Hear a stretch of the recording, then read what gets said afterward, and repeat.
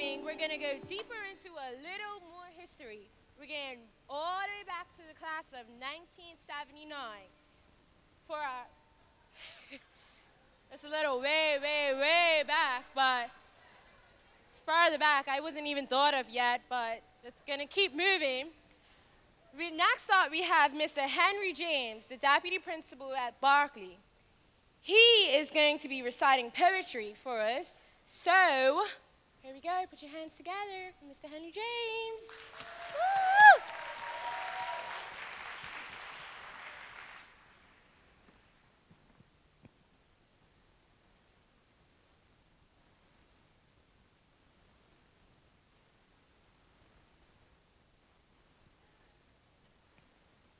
Hello. Hello. Hello.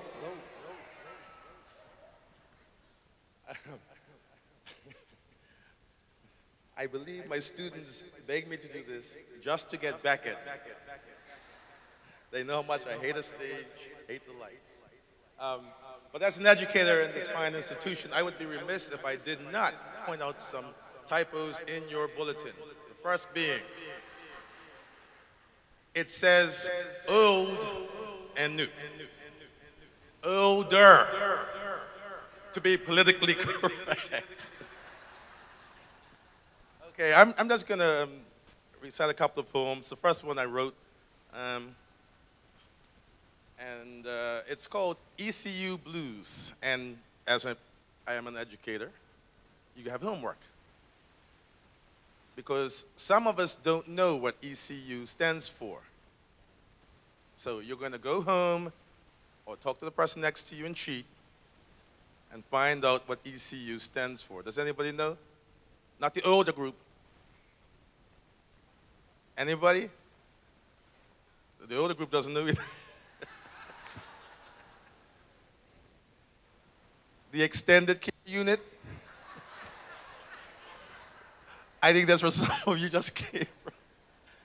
Okay, ECU Blues. I would walk out of this place if I could, if I had my legs. And who would miss me? Not any of you. Destined to ride these corridors of hell, strapped to my metal chariot, I sit and I wait. For what? Dinner has come and gone. Somebody's idea of a joke. Feed the toothless fools peas. As night approaches, I replay the nightmare that is my life. Bath, breakfast, medication, lunch, medication, dinner, medication. And who do they think they're going to cure with all of that medication? Not Jimmy over there. They say he's crazy. Running after the nurses to pinch their butts while graphically discussing the size of his manhood. Crazy or not, he's getting more than me. Or Miss Jackson, who spends all of her time howling about how she just doesn't want to be here. Heck, who does?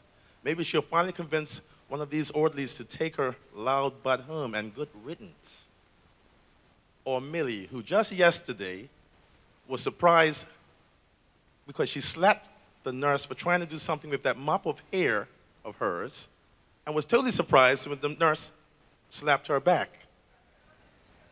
Let her do become a don't, I say. Well, at least tomorrow is Sunday. That one day when they wrap us up in our finest clothes and walk us out of our room one at a time like some geriatric fashion show. All of this just to appease the consciences of our visiting families and loved ones, like my darling daughter. I left her the land, I left her the house, I left her the money, and she left me here, the witch. But I'm not complaining. I wouldn't want her to think I don't appreciate those dry ginger cookies she brings every week. My God, got milk? And then there's the ever-loving Salvation Army choral group, who loses one of their members to our ring every week. That's a darn shame. One Sunday, you're singing the praises, and the next Sunday, you're over in the corner, losing at checkers and dribbling on your best Sunday shirt. Well, I better get my stubby butt to bed. Maybe tomorrow will be a better day. Maybe I'll figure out just how to wheel myself down the street and play in traffic. Yeah, I would leave this place if I could. And who would miss me?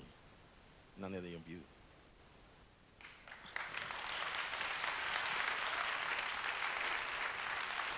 Thank you. And I'm going to leave you with another poem. It's not my poem, thank God, but it's my favorite poem, and it's called Desiderata. I'm not going to tell you what that means. It's more homework. Go pleasantly amidst the noise and haste, and remember what peace there may be in silence. As far as possible and without surrender, be on good terms of all persons. Speak your truth quietly and clearly, and listen to others, even the dull and the ignorant, for they too have their story. Avoid loud and aggressive persons. They are vexations to the spirit. If you compare yourself with others, you will become vain or bitter, for always there will be greater and lesser persons than yourself. Enjoy your achievements as well as your plans. Keep interested in your own career, however humble, is a real possession in the changing fortunes of time. Exercise caution in your business affairs, for the world is full of trickery, but let this not blind you to what virtue there is. Many persons strive for high ideals, and everywhere life is full of heroism. Be yourself. Especially do not feign affection. Neither be cynical about love. For in the face of all aridity and disenchantment, it is as perennial as the grass. Take kindly the counsel of the years, gracefully surrendering the things of youth. Nurture a strength of spirit to shield you in sudden misfortune. But do not distress yourself with dark imaginings. Many fears are born of fatigue and loneliness. Beyond the wholesome discipline, be gentle with yourself. You are a child of the universe, no less than the trees and the stars. You have a right to be here. And whether or not it is clear to you, no doubt the universe is unfolding as it should. So be at peace with God, whatever you conceive him to be. And whatever your labors and aspirations in the noisy confusion of life, keep peace in your soul. With all its sham, drudgery, and broken dreams, it is still a beautiful world. Be cheerful. Strive to be happy. Thank you. Enjoy the rest of your night, and don't forget the homework. Let's hear it one more time for Mr. Henry James, Deputy Principal. I said, let's hear it one more time. What happened?